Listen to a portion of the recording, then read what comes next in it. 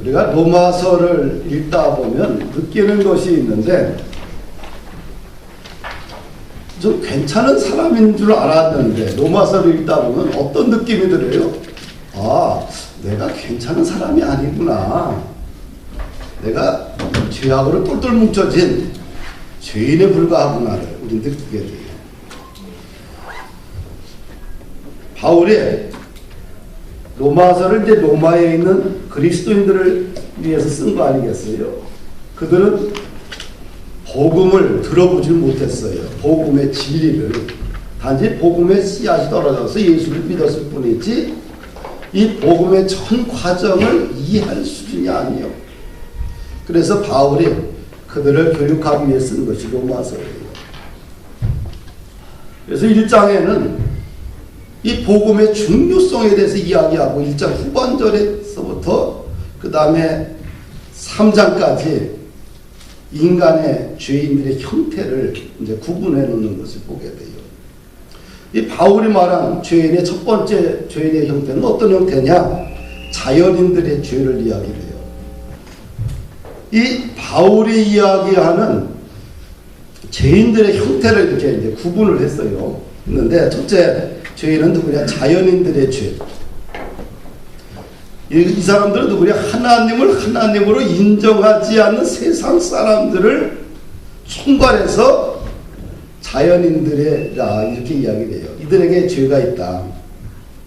로마서 1장 18절 이하를 보니까 하나님의 진노가 불의로 진리를 막는 사람들의 모든 경건하지 않음과 불의에 대하여 하늘로부터 나타나나니, 뭐 이게 복잡하게 되어 있는데 이 자연인들의 죄는 첫 번째 뭐냐? 경건하지 않다는 거예요. 경건하지 않다. 불의로 진리를 가로막는 사람들이다. 경건하지 않은 사람들이다. 그럼 경건하지 않은 사람은 누구냐? 다른 영어 번역을 보니까 하나님이 안 계시다라고 말하는 사람. 이런 사람들이 뭐예요? 경건하지 않은 사람들이에요. 그러면 경건한 사람들은 누구냐? 하나님은 살아계신 나의 아버지라고 믿고 고백하는 사람이 경건한 사람. 아멘.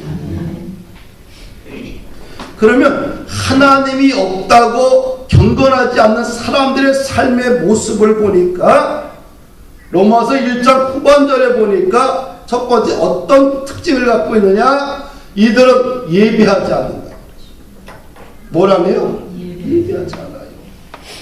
로마서 1장 21절을 보니까 하나님을 알되 하나님을 영원롭게도 아니하며 감사하지도 아니하고 오히려 그 생각이 허망하여지며 미련한 마음이 어두워졌나니, 이 말을 한마디로 이야기하면 하나님을 예비하지 않는다는 거예요. 하나님을 인정하지 않는 사람들의 유일한 특징은 예비하지 않는다. 그러면 하나님을 하나님으로 인정하는 사람들의 특징이 있다고 한다면 그들에게 나타난 특징은 뭐예요? 예배자입니다. 아멘. 그들은 예배의 자리를 항상 귀하게 생각하고 항상 예배의 자리를 향하여 그의 마음과 삶을, 걸거리를 옮기는 것을 보게 돼요. 하나님이 없다고 하는 사람들의 특징을 보니까, 생활 모습을 보니까 로마서 1장 22절 보니까 스스로 잘났다고 생각하며 삽니다. 스스로 지혜 있다 하나 어리석은 사람이다. 자신이 지혜로운 사람이다. 하나님이 없다고 생각하고 삶을 살아가는 사람들의 특징을 보니까 자신이 잘났다고 생각을 해요. 근데 하나님이 보실 때 그 사람들을 뭐라 그래요? 미련한 사람들이다. 이렇게 보고 계셔요. 우리가 잘났으면 얼마나 잘났겠어요. 그렇죠? 우리가 자신의 생명을 주관할 수 있어요? 없어요? 없어요. 자신의 머리에 있는 대머리가 매일매일 스트레스 빠져나가는데 자신의 힘으로 머리털 하나 날 수 없게 만드는 것이 인간이에요. 우리가 생명하면 피입니다. 우리 인간의 피를 만들어낼 수 있겠어요? 피 못 만들어냅니다. 인간이 참 현대과학의 발달로 대단한 것 같지만 어때요? 그리 대단하지 못해요. 생명과 관계된 아주 깊숙한 부분까지는 인간의 과학이 접근할 수가 없습니다.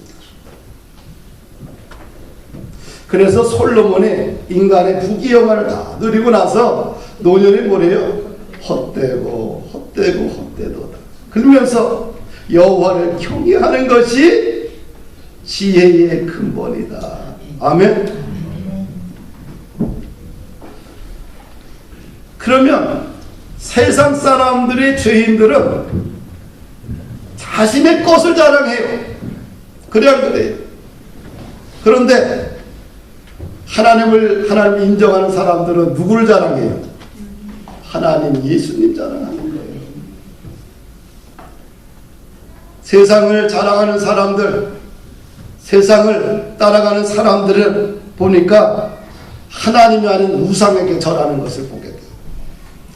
로마서 1장 23절을 보니까 썩어지지 아니한 하나님의 영광을 썩어질 사람과 새와 짐승과 기어다니는 동물 모양의 우상으로 바꾸었다. 이 뭡니까? 하나님을 인정하지 않는 곳에 가보십시오. 뭐가 판을 쳐요? 미신이, 우상이 판을 쳐요. 시골에 가보십시오. 선앙당이 있어요. 그 나무 밑에 뭐가 있어요? 이 끈으로 집으로 엮은 끈으로 묶어놓고 거기에 여러 가지를 달아매놓고 거기에 절을 합니다. 나도 어렸을 적에 예수의 옛자는 들어본 적이 없어요. 산골짜기에서. 그래서 뭐가 됐느냐? 전통적으로 내려왔던 미신을 믿어요.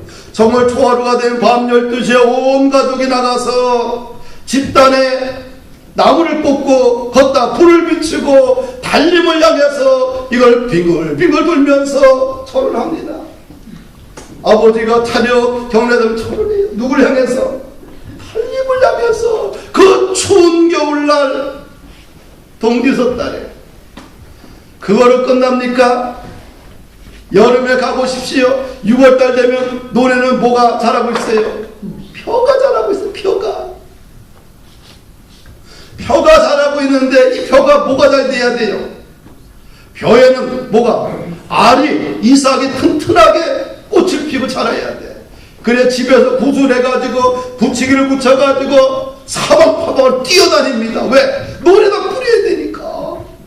누가? 부치기 신이 벼농사를 잘하게 달라고 우리가 기원하는 거 아니겠어요?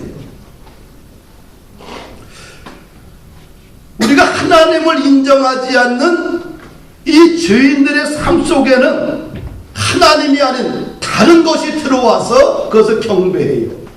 할렐루야.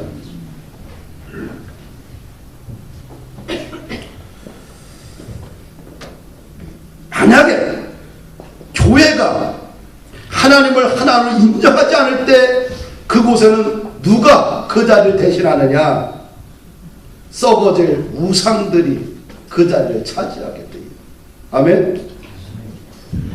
내가 살면서 하나님을 인정하지 않게 되면 내 삶의 자리에, 내 중심의 자리에 누가 들어오냐?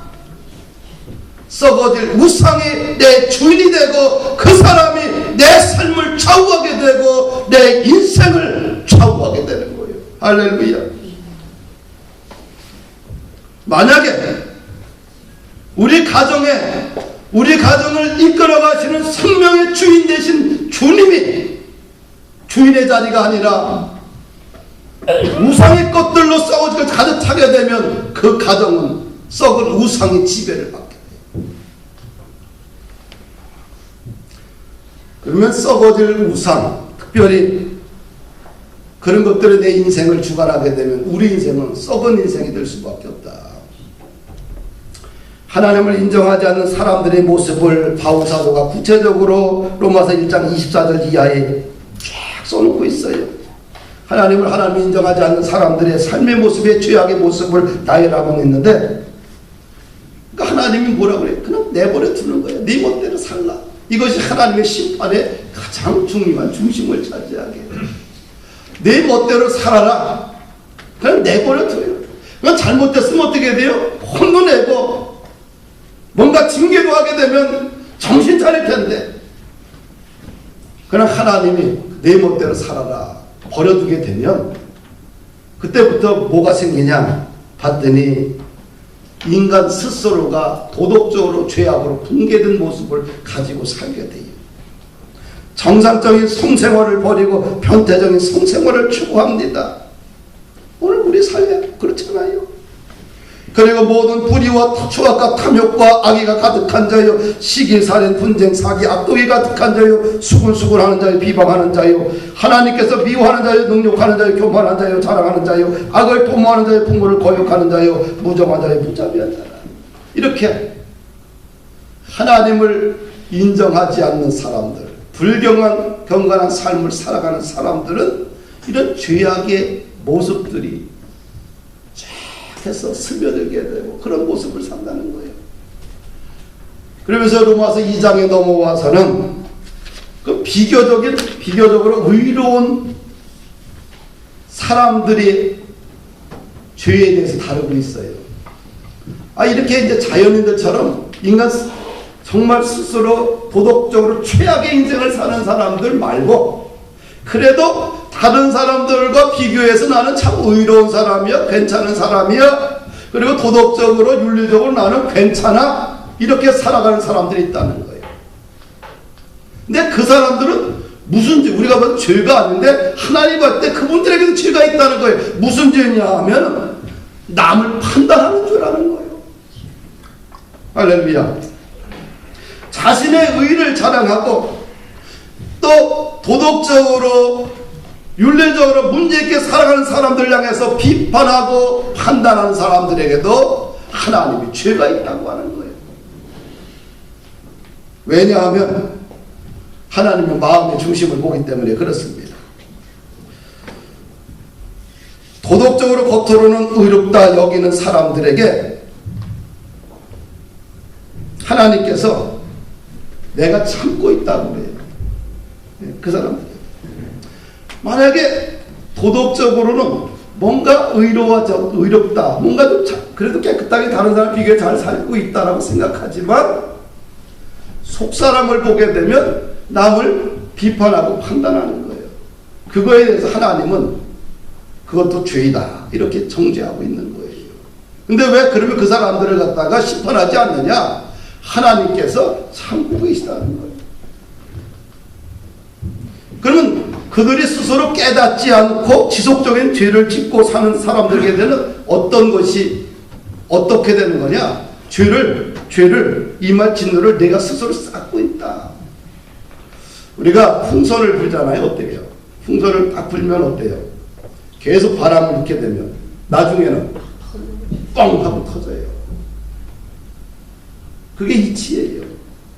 그냥 자신의 남을 판단하고 정죄하며 살아가면서 회개하지 않는 건 뭐예요?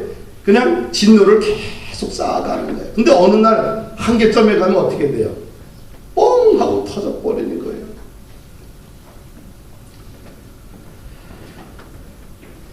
왜 하나님이 참느냐? 그냥 사랑하기 때문에 참고 계신 거예요. 그러면서 마지막 이들이 돌이키고 회개하지 않으면 행한 대로 갚으신다. 할렐루야. 선을 행하는 자에겐 영생의 복을 주고 악을 행하는 자에겐 진노와 분노로 심판하신다. 그러면서 이제 오늘 본문의 세 번째 부류의 사람들을 이야기를 해요. 첫 번째는 자연인들의 죄. 두 번째는 이 자연인들 중에서 그래도 선하고 도덕적으로 살아가는 사람들의 죄가 무엇이냐라고 이야기하고, 또 오늘 우리가 읽은 이 본문에서는 여기에도 속하진 세 번째 부류의 죄인들이 있는데 유대인들이라는 거예요. 유대인들은 주라고 하는데 원래 그 의미는 칭찬, 찬양이란 뜻을 가지고 있어요. 그런데 현대 영어에서 주는 뭐예요? 경멸조로 사용을 해요. 원래 영어에서는 초창기 때 주 하게 되면 찬양하다, 그 다음에 칭찬하다 뭐 이런 명사로 사용이 됐어. 형용사로 사용되었는데 시간이 지나가면서 오늘날에는 뭐예요? 주하게 되면 그 사람을 경멸하는 언어로 바뀌었어요. 왜 그랬을까요? 이 좋은 단어가 왜 이렇게 바뀌었을까? 우리가 유대인은 아브라함의 후손들입니다. 그렇죠? 아브라함의 후손들이고 하나님이 특별히 선택한 민족이에요. 그런데 세월이 흘러가면서 뭐예요? 본질을 버리고 껍데기만 남았기 때문에 언어가 바뀌게 된 거예요. 그래서 바울 사도는 유대인들에게 세 가지 오류가 있다고 본문에서 지적을 해요. 첫째는 뭐냐면 어긋난 소유의식입니다. 17절 말씀 함께 읽을까요? 시작.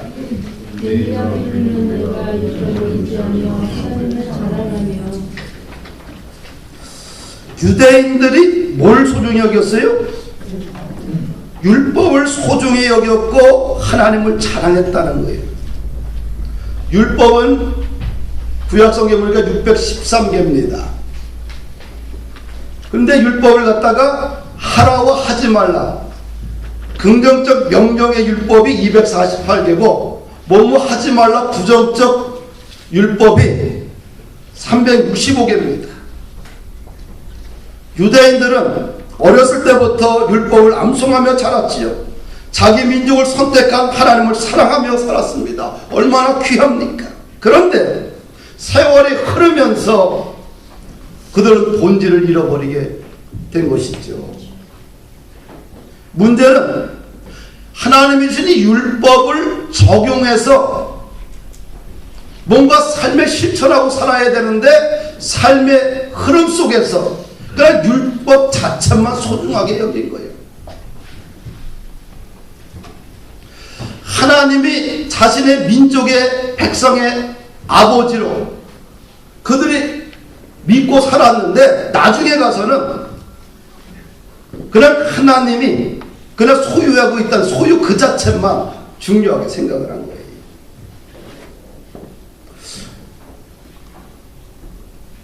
우리는 성경을 가지고 살아요. 근데 성경 가지고 있으면 마음이 편안하잖아요. 그리고 성경 쳐다보기만 해도 뭔가 마음이 좀 부드러워지고 뭔가 부유함을 갖고 있는 것 같아. 근데 성경 그 자체만 바라보고서는 안 되잖아요. 어떻게 돼요? 성경을 펴서 읽고 그 다음에 성경에 있는 내용을 가지고 은혜 받고 살아야죠. 그렇죠? 단순히 성경만 소유하고 있다고 해서 그것이 나의 인생에 무슨 도움이 되겠어요? 유대인들의 이 소유의식, 우리는 하나님의 선택받은 백성이야. 우리에게 하나님 특별히 율법을 주셨어. 이 소유의식만 가졌지 이 소유의식 속에 담겨져 있는 그 핵심과 본질과 가치와 의미를 세월이 흐르면서 까먹어버린 거예요. 두 번째 오류는 뭐냐? 위선자입니다. 18절 읽어보십니다. 시작.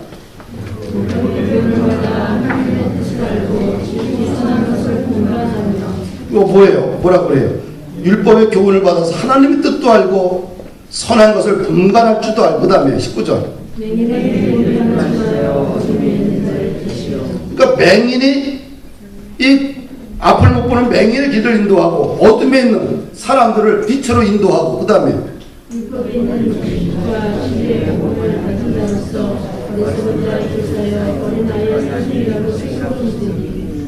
율법의 말씀의 진리를 가지고 뭐예요? 어리석은 사람들의 선생님이고, 그렇죠?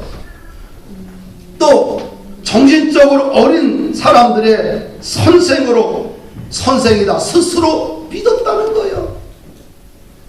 앞에 거는 문제가 안 돼요. 그렇죠? 당연히 성경을 받았으면 이렇게 살아야 되는 건 당연한 건데 스스로 믿었어. 그러면 어떻게 돼요?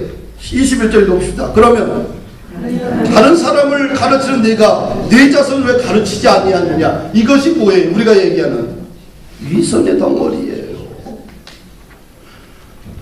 너는 맹인의 길을 인도하고 정신적으로 연약한 어린아이들의 선생이 되고 어리석은 사람의 교사라고 스스로 믿으면서 왜 너는 네 스스로는 가르치지 않느냐. 그걸 뭘 얘기해요? 위선이라는 위선. 이방인들에게는 왜 가르치면서 왜 스스로에게는 그 말씀을 적용하지 않느냐는 얘기예요. 그래서 21절과 22절 보면 이들의 위선에 대해서 나와요. 도둑질하지 말라는 데가 왜 도둑질하느냐. 그쵸? 유대인들이 뭘 잘해요? 고리대금 업자로 많은 사람들이 돈을 갈취하잖아요. 악랄할 정도로. 그래서 유대인이라면 고리대금 업자예요.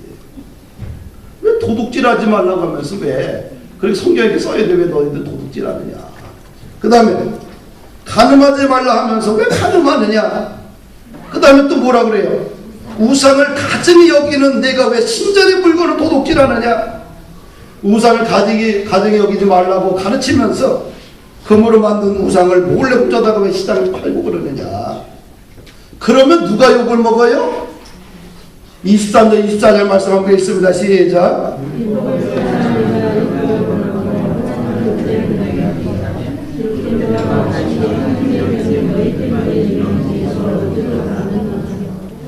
위선적으로 살면 누가 욕을 먹습니까? 하나님이 욕을 먹어요. 하나님의 이름이 이방인들에게 모욕을 당한다는 거예요. 내가 성경을 가지고 있다, 내가 예수를 믿는다, 내가 교회를 다닌다 하면서 말씀대로 살지 않게 되면 내가 욕먹는 것보다 누가? 이방인들 중에 하나님이 욕을 먹고 하나님이 사람들의 마음, 사람들 속에, 언어 속에 짓밟힘을 당하게 돼요. 할렐루야. 우리가 오늘도 주기도문을 암송했는데 어떻게? 하늘에 계신 우리 아버지요, 아버지의 이름이 거룩히 여기시오며. 그럼 우리의 주기도문을, 우리 예수님이 주기도문을 가르칠 때 우리에게 주신 사명이 뭐냐? 나가서, 세상 나가서 어떤 명예를 얻고 권세 있는 사람이 되고 어떤 큰 돈을 벌고 사업체를 만들고, 이것이 먼저가 아니에요. 먼저가 뭐예요? 하나님의 이름을 부른 다음에 아버지의 이름이 거룩히 여김을 받으시며 아버지의 명예를 지켜내는 것이 우리의 1차적인 사명이 되어야 된다는 거예요. 할렐루야. 우리의 1차적인 사명을 버리게 되면 누가? 아버지의 이름이 이 땅에 짓밟히게 되는 거예요. 길에도 강도 만난 사람이 있어요. 죽어가고 있어. 근데 제사장도 보고 지나가고 레위인도 보고 지나가요. 근데 누가 그 죽어가는 강도를 보살펴요? 사마리아인이. 사마리아인이 강도 만난 사람을 불쌍히 여겨서 그를 잘 치료하고 또 주막에다가 데려다주고 자신의 돈을 들여서 그 강도 만난 사람들을 잘 보살펴주는 것을 봅니다. 이 내용의 전개는 이럽니다. 주님께 율법교사들이 묻는 거 아니겠어요? 우리가 어떻게 해야지만 영생을 얻습니까? 이런 질문이에요. 그 질문에서 예수님이 이야기한 것은 뭐예요? 하나님을 사랑하고 이웃을 사랑하는 거예요. 그러면 이웃을 사랑하는 것이 도대체 뭐냐? 여기에 대한 질문을 던져놓고 거기에 비유로 사마리아인에 대해서 설명하는 거예요. 강도 만난 사람이 있다. 그런데 제사장도 도망가 버렸고 레위인도 도망가 버렸다. 종교인들 다 도망가 버렸어요. 그런데 사마리아인이 강도 만난 사람을 도와줬다는 거예요. 그러면 진짜 강도 만난 사람에게 이웃은 누구냐라고 묻는 거예요. 누구예요? 제사장이야, 레위인이요, 사마리아인이요? 사마리아인. 그러면 이웃을 사랑하는 것이 뭐냐? 사마리아인처럼 행동하는 것이다.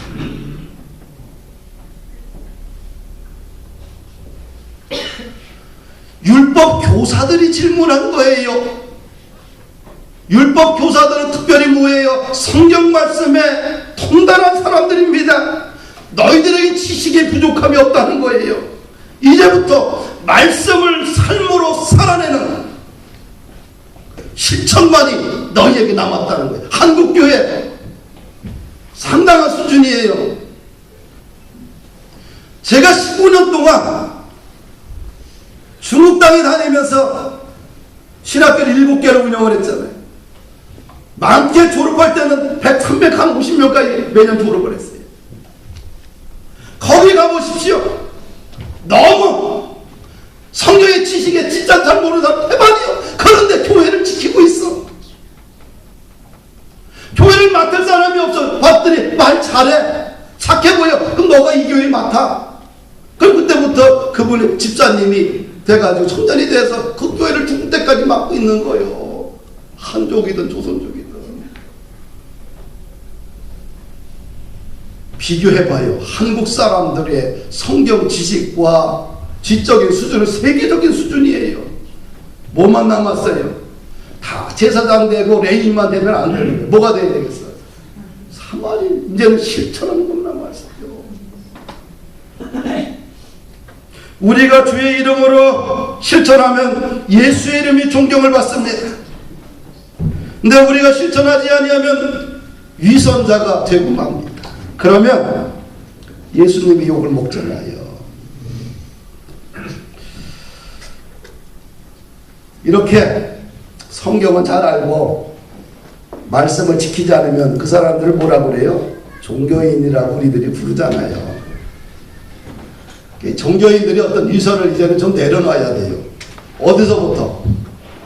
우리 교회부터. 경건의 모양은 있지만 경건의 능력은 없잖아요. 입으로는 거룩한 말하지만 행동은 거룩하지 않잖아요. 이걸 갖다가 종교인이다 라고 이야기를 하는 거예요. 매년 우리 10월 마지막 주일은 종교개혁주일을 지켜요. 종교개혁주일은 뭐냐면 그냥 성경으로 돌아가자는 얘기예요. 그래서 뭡니까? 오직 성경, 오직 믿음, 오직 은혜, 오직 하나님께 영광 이야기하는 거 아니겠습니까? 한마디로 이 종교개혁주일은 이제 종교인으로 살지 말고 뭐예요? 이제 예수쟁이로 실천하며 살자는 얘기입니다. 마지막 28절 29절이 보면 종교인이 아니라 그리스도인이 되려면 어떻게 돼야 되느냐. 28절 29절 말씀을 함께 읽습니다. 시작. 무릇 표면적 유대인이 아니요 표면적 육신의 할례가 아니니라. 오직 이면적 유대인이며 할례는 마음에 알지니 영에 있고 율법 조문에 있지 아니한 것이라. 그 칭찬이 사람에게서는 아니요 다만 하나님에게서니라. 뭡니까? 표면적인 유대인이 아닌 거예요. 몸에 할례를 받았다고 해서 유대인이 아니라는 거예요. 너희들이 하나님의 선택을 했다고 해서 너희들이 진짜 유대인이 아니라는 거예요. 너희들에게 하나님께서 율법을 먼저 주셨기 때문에 너희들이 유대인이 아니라는 거예요. 진짜 유대인은 마음의 할례를 받아야 돼요. 하나님의 영으로 마음의 할례를 받아야지만 진짜 유대인이 된다는 거예요. 한마디로 뭡니까? 속이 변해야 된다는 거예요. 과거에 흑인이 백인 되기 위해서 피부 살갗을 성형수술해봤잖아요. 안 변하잖아요. 뭐가 바뀌어야 돼요? 피가 바뀌어야지만 흑인이 백인 될 수 있는 거예요. 할렐루야. 우리가 종교로서는 죄가 없어지지 않아요. 세례받는다고 죄가 없어집니까? 근데 유대인들은 할례만 받으면 하나님의 진노를 피할 수 있다고 생각을 했어요. 착각이죠. 종교에는 구원이 없어요. 종교로는 죄가 없어지지 않습니다. 직분으로도 구원받지 못해요. 목사라고 구원받습니까? 장로님이라고 구원받습니까? 직분으로는 구원받지 못해요. 자신이 죄인인 것을 깨닫고 십자가 앞에서 통해 자복하고 회개하고 주님 앞에 나아갈 때 우리는 구원을 받는 거예요. 성경을 가지고 있다고 해서 구원받는 것이 아닙니다. 성경 속에 있는 예수님을 만나야 돼요. 내 속에 예수의 피로 바뀔 때 내 안에 생명이 있게 됩니다. 우리는 성경할 때 주님을 만나려고 몸부림쳐야 돼요. 우리가 사울이 바울 되었잖아요. 사람이 어떻게 그렇게 바뀔 수가 있겠어요? 예수를 핍박했던 사람입니다. 예수님을, 제자들을 죽이려고 했습니다. 스데반이 돌에 맞아 죽을 때 그 옆자리에 있으면서 양심의 가책을 전혀 느끼지 못했습니다. 오히려 자랑스러워했습니다. 로마서 8장 1절을 보니, 사도행전 8장 1절을 보니까 사울은 그가 죽임당함을 마땅히 여기더라. 또 8장 3절을 보니까 사울이 교회를 전멸할세 각 집에 들어가 남녀를 끌어다가 오게 넘기더라. 예수를 믿는 사람들을 전멸하려고 자신의 인생에 사명을 걸고 행동했던 사람이 사울이요. 그런데 그가 하루아침에 바뀌어서 사도 바울이 되었습니다. 그의 인생이 완전히 달라졌어요. 왜냐하면 그가 예수님을 만났기 때문에 그래요. 만나면 바뀌는 거예요. 예수 믿어도 안 바뀌었다, 안 만난 거예요. 적당히 만난 거예요. 근데 완전히 만나면 어떻게 돼요? 바뀌게 되는 거예요. 생명이 그 속에 있기 때문에 그렇습니다. 예수를 안 믿으면 그냥 교회 적당히 다니면 성경이 지겨워, 읽기도 싫어, 들려지도 않아, 딱딱해. 그러나 성경을 통해서 예수님만 나가면 성경에 진리가 있기 때문에 이 딱딱한 은혜가 은혜로 들리고 성경을 보는 것이 기쁨이 되고 성경을 볼 때마다 내 안에 희열이 생기고 감동이 찾아오고 깨달아지는 거예요. 사도 바울이 예수님을 만난 후 그의 인생이 이렇게 달라져요. 과거에는 교회를 참변하는 사람이었어요. 핍박하는 사람이었어요. 그러나 예수님 만나고 나서 복음을 자랑하는 일꾼으로 바뀌었고요. 아멘. 복음의 빚진 자로 살았고요. 아멘. 복음을 부끄러워하지 아니했고요. 내가 복음을 전하지 않으면 내 안에 화가 있을 것이다 라고 생각, 복음을 위해 살았습니다. 내가 그리스도에게 저주를 받아 끊어질지라도 내 혈육 또 내 친척들이 예수 믿기를 원한다라고 고백했습니다. 내가 전도할 수 있도록 전도의 문을 열어달라고 자기가 세운 교회들에게 중보기도 요청을 했어요. 오직 예수님, 오직 십자가만 자랑했습니다. 부활의 주님을 자랑하고 살았어요. 이것이 가능한 일입니까? 종교인으로서는 가능하지 않아요. 근데 그리스도인이 되면 자연스러운 현상이라는 거예요. 할렐루야. 우리 사랑하는 성도 여러분들, 말씀을 마칩니다. 그리스도를 만나야 돼요. 그것이 오늘 한국교회뿐만 아니라 여러분들 일터와 가정과 여러분들 인생을 세우는 가장 중요한 에너지 원이라는 사실을 믿으시고, 성경 그냥 가지고 다니지 말고, 가지고 있다고 해서 이루받지 말고 성경 속에 있는 내용으로 깊이 들어가기를 주의 이름으로 축복합니다. 아멘.